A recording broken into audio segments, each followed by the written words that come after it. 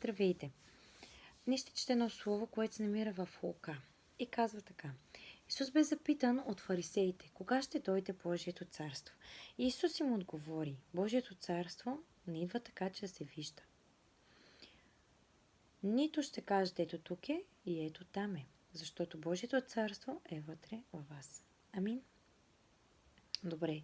Всъщност, всяко царство идвало до момента на земята и е идвало с някакви външни белези. Царе, царици, управления, началства, знамена и така нататък. Някакви външни белези. Но Исус ни казва, че Божието царство е вътре в нас. Какво значи това?